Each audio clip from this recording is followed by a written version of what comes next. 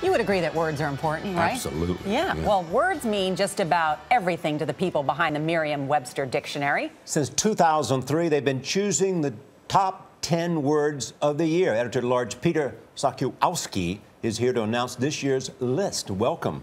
Thank you so much. It's great to be here. What are the 2012 most important words? Well, our dictionary is online, as you mentioned, Merriam-Webster.com. Anyone can come to the dictionary and people look up words. They look them up in enormous numbers, 100 million page views a month. And so what we take is a quantitative measure of how many times certain words are looked up. The words that spike, that show trends, that stick out, are the words that become the word of the year. So what is the word of the year this year 2012? it's a little bit different because there are two words that trended together that showed that when one was looked up, so was the other. And the words were socialism and capitalism. So there's no surprise there that politics was on people's minds. And why these words? Because there was so much intense interest in politics? We saw the words spike whenever discussions of health care were in the news, and also, of course, during the last stages of the election. But this is the first time you've chosen words of the year, Yes. right? Two words paired. Well, Why? what we see is that socialism numerically had a larger number of lookups,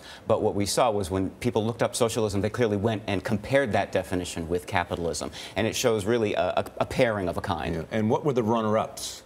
Well, there were runners-up that came from the election also. The word malarkey was one of the biggest spikes we've ever seen, in fact, when Vice President Biden used that word. Schadenfreude, the great word that we borrowed from German, the German words for damage and joy. That means taking pleasure in someone else's sadness. That was used on the night of the election. And the word meme, because of all the internet memes that came out of the debates, for example, and Hillary Clinton's texting earlier in the year.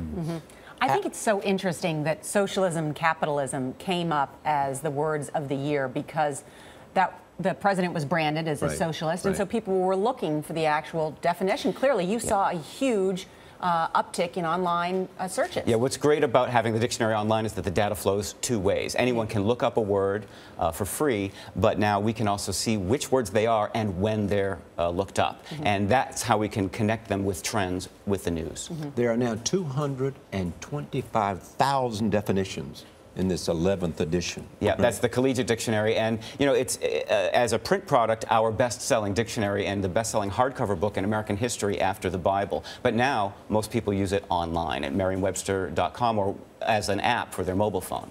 What was the word of the year last year? Last year we had pragmatic, and in fact the year before that was austerity.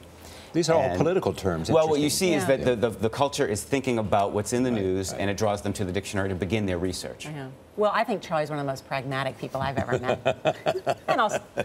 And certainly not a socialist. Exactly. Peter Sokolowski, very nice to see you. Thank you so much. Thank you.